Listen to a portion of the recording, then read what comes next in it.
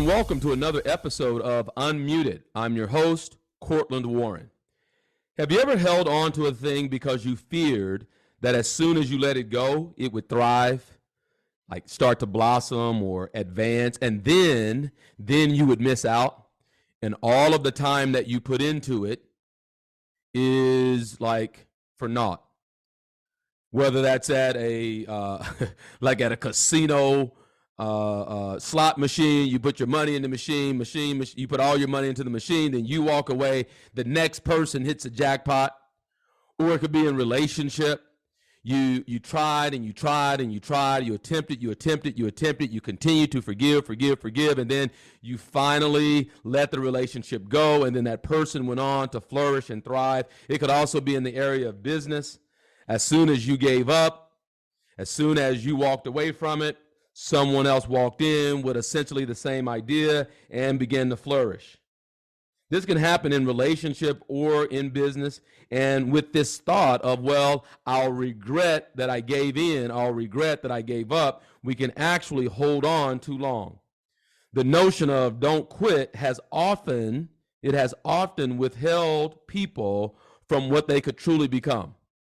The notion of stick to it, don't quit, don't give up, can sometimes be a hindrance to you experiencing more expansion, more growth. There is a such thing as holding on too long.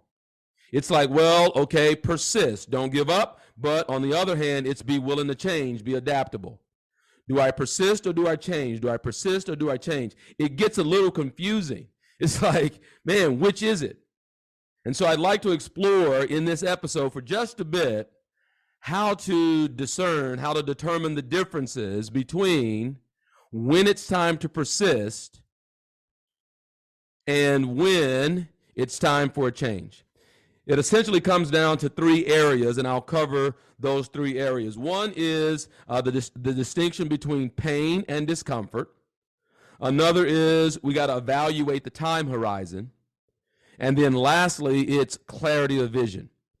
In these three areas, how you determine or whether you determine to persist or change is very important. And as much of what I cover and the content that I cover in my ebooks or webinars or email learnings, most everything I do requires a level of self-reflection. Why? Because I believe that the best answers come from within.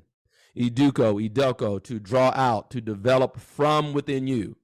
And so as it relates to seeing someone else's journey or following someone else's journey, I see a lot of people over my years in this industry get hung up because they're looking to model or emulate the exact steps that someone else has taken to levels of success and achievement. And I want you to understand, just kind of, I'm on a tangent, I'll be right back, but I do want you to understand that your journey will be as unique as your fingerprint. You can read the stories of success and achievement of other people, but do it as like inspiration. Do it as a sense or a feeling that it is possible to do. Read about their shortcomings. Read about where they failed. Read about where they didn't win. Read about their adversity, their challenge, and how they overcame it, how they moved through it. But do so from a place of inspiration on your journey, not to exactly emulate and model what they did, okay? Because your journey will be unique to you. So let's get back to it. How do you know whether to persist or to change? And this can be in the area of personal relationship. When is it time to move on, and when do you stick to it? It could be in the area of business. Man, is my marketing strategy actually working, or do I need a complete overhaul in my branding and my brand identity?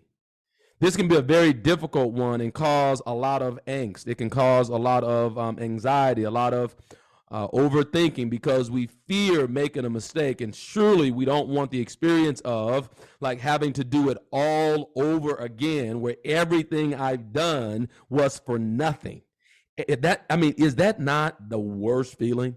Like all of this has been a waste of time, and now I have to do it all over again in the area of relationship or in business. And what I'll say to that point initially is this: it will never be starting completely over, because you get to bring with you what your experiences have been. So in essence, you're never starting from ground zero as long as you bring along with you the lessons that you've learned. You're never quite starting from scratch because you now have more experience. And so, I just came back from the gym, and as you know, I guess it's not luck, but as luck would have it, the guy there, I'd never seen him there before. And I said, "Oh, good morning. What's up, man? How you doing?" He said, "Oh, I'm just over from the other gym. I just opened this one up this morning. And, man, it's been a long morning already. First time opening this gym. I usually close the gym where I work, but opening this one up, I mean, the alarm went off for 30 minutes. People were having to work out with the sound of the alarm in the background. I told the police that everything was okay. I just didn't know how to turn the alarm off. And then, I said, okay, man, no problem. And I went and started my workout. And then the GM came in, and he was the worker. He was very apologetic. He said, "Oh, I'm so sorry about the alarm going off. I didn't know, how to turn it off. I didn't know really what to do." And then the manager's like, "Well, where's there's no music. And I don't even know where it is. I don't know where it is." And so he walked over with him. He said, "Oh, that was easy." He turns the music on, and he said, "Well, I apologize for getting us open a little bit late, but I was here. I mean, it was really 6, but I know we wanted to open at 6. And then the GM's like, "Actually, we open at 5. And the guy looked, "What?" He said, "Yeah, we open at 5. You didn't get here till 6. Yeah, well, yeah, I got here. I didn't know." Right. And so I'm smiling as I'm doing, my dumbbell curls this morning. I'm smiling because in my mind, I thought to self, man, what takes the time in learning is the not knowing. Guaranteed, that young man opens the gym tomorrow morning, it's much smoother. Why? Because he now knows how to get the alarm off. He now knows where the music is. And for sure, he knows that they open an hour earlier than when he actually showed up. But it would maybe be his first time getting it right. Okay, but he's not starting from scratch. Why? Because he brings with him the experience. Now, I got some viewpoints on the managers not being there with a person who's opening for the first time all by themselves at a brand new gym, but that's for a different conversation. All right. So so be mindful of this, that you're never starting over. You're never starting over if you're willing to bring with you those lessons that are transferable. Okay, so don't be disappointed. Don't be discouraged. You're not starting from scratch. Why? Because you get to bring with you the experience. And so when we look at, okay, do I persist or do I change? Well, a lot of times we got to first examine, why are we having this feeling that it is time to do something different? Like and that's why, a lot of my work requires some self-reflection and the willingness to be honest. So why am I even considering doing things differently? How come? Why is it? Because if I was winning every day, then it would be unlikely that I'd be considering whether or not it's time to change. So what is actually leading to this feeling of, or these questions of, is it time to do something different? Is it because you're winning too much and you want a greater challenge? Perhaps so. But a lot of times we only look to change because our comfort has been disturbed. We're really only looking to do something different after we feel a sense of discomfort.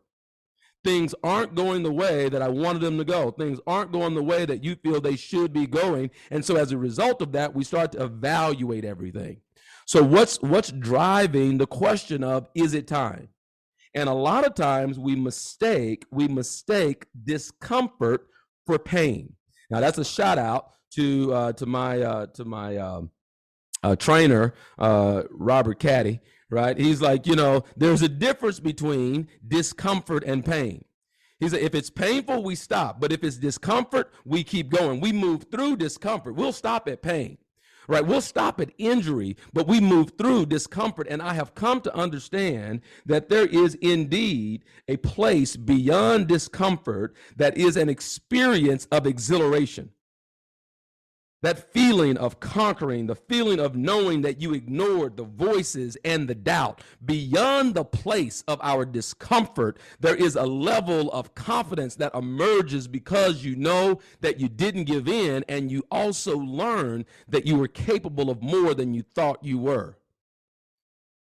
So ask yourself, is your desire to do things different because of a temporary discomfort, or is it causing you pain or injury? If it's causing you injury, if it's causing you pain, then you stop, you do something different. It would be like trying to open a brick wall using your forehead. Not very wise. You're that. I just saw that image in my mind of banging your head against the wall, right? It's like, man, we gotta bring this building down. We gotta bring this building down, and I will use whatever I have at my disposal. And so you start to use your forehead, banging your forehead against the brick wall, waiting for the building to come crumbling down. Like, that's not discomfort, right? That's pain. We stop when it causes us injury. We stop when it causes us pain, but we move through discomfort. We persist when it is discomfort. But you got to be honest with yourself about what you are experiencing, okay? So we first look at, okay, well, is it pain or discomfort? Number two, we got to look at also the time horizon, okay? Meaning, how much time have you given it to work? So whether in relationship or in business, how much time have you given it to actually work?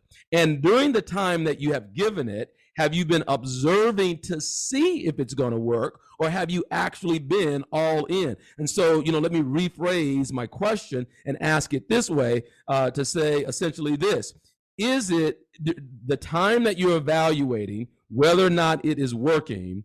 During that time, were you all in, or was it 1 foot in and 1 foot out? Were you just kind of, dipping your toe in the water to see if it would work? Were you kind of 1 foot in, 1 foot out of the relationship to see if it will work? See, that's not a fair evaluation. Okay, how much time have you committed to this undertaking while being all in? Look at it in your business. Sometimes, see, businesses businesses don't grow as a result of dabbling, right? You got to determine if whether or not you're just there to dabble, or are you there to build? Because there's a difference.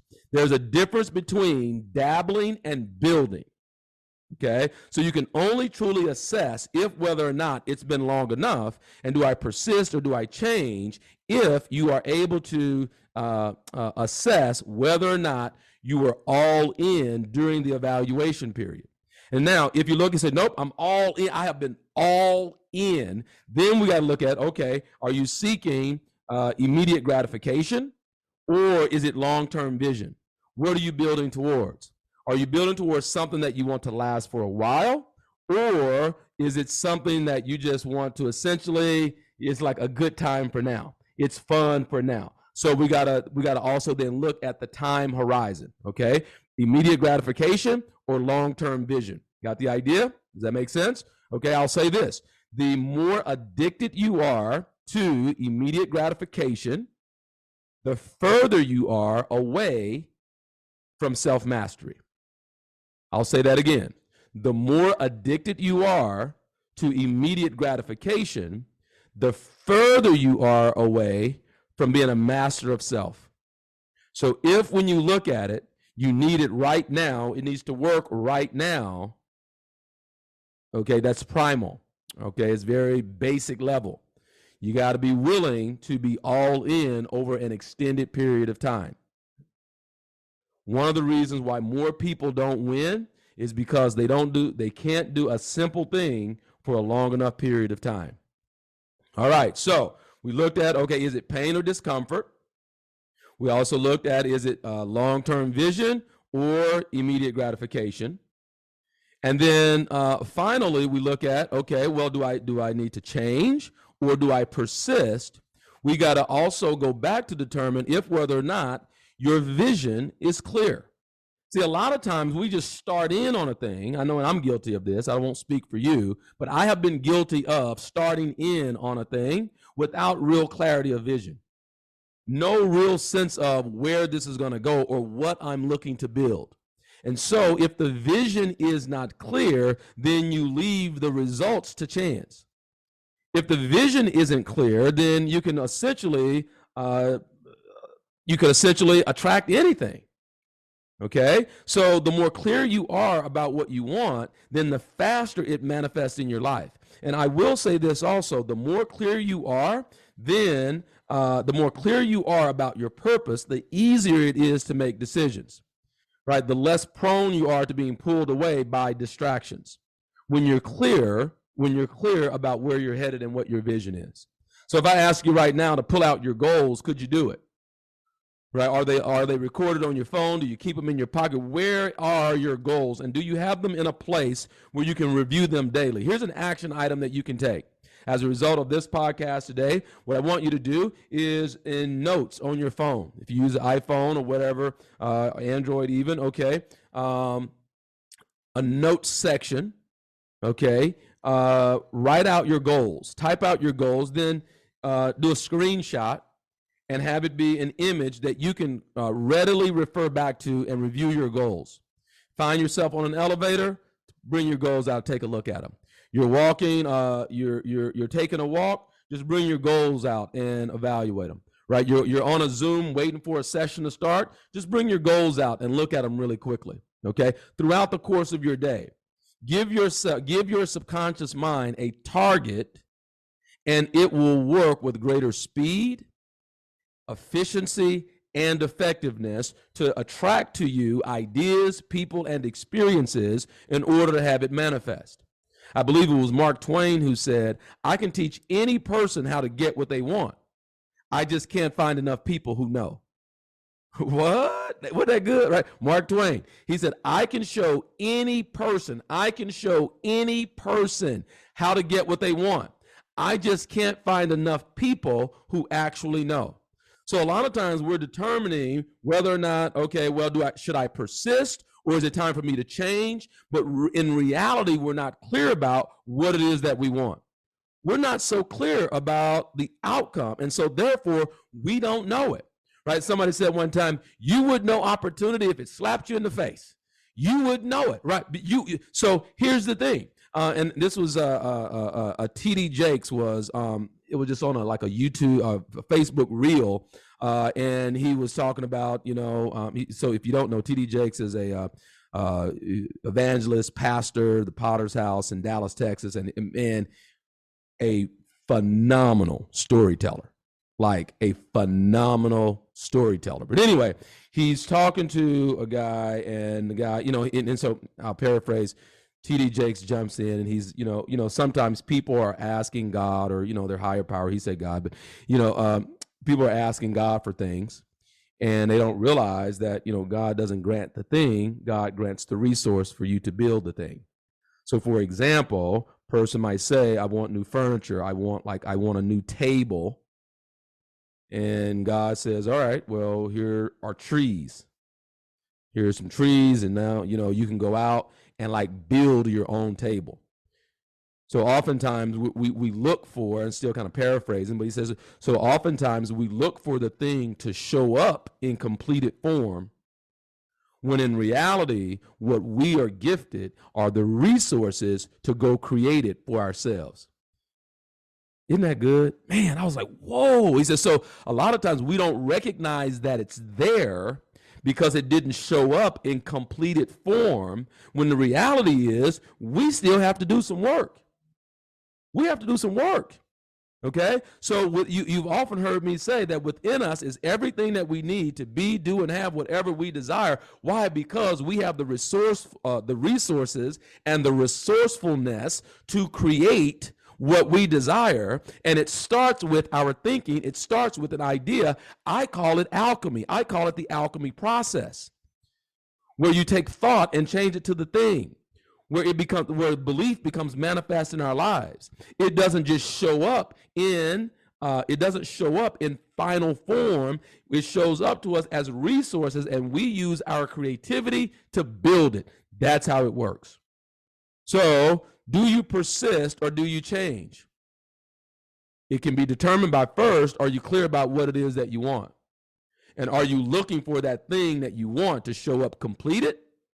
Or do you see the resources necessary in order for you to create it and build it? Are you expecting the outcome to be here too quickly, and the proper time hasn't been put in? Is it immediate gratification or a long-term vision? And then, is it pain or is it discomfort? If it's pain that leads to injury, then leave. Do something different. But if it's discomfort, be reminded that beyond discomfort, there is an experience of exhilaration. There's a feeling of conquering, that feeling of knowing that you ignored the voices of doubt. If you do this, you live an unmuted life where you use your voice to impact your world. This is Courtland Warren reminding you that you're not alone. You never have been. And that's what's true. Follow us on Facebook and also on Instagram. If you got value here, don't keep it a secret. Let someone know that it exists. And soon we're going to be, I invite you to send an email to info@courtlandwarren.com to join our mailing list. We'd appreciate that. Free webinar this week on how to remove the thing that's in the way that's keeping you from having the life that you want and keep it away for good. You can register for free for that webinar at courtlandwarren.com. Hopefully this helps. We'll see you next time. Thanks for tuning in.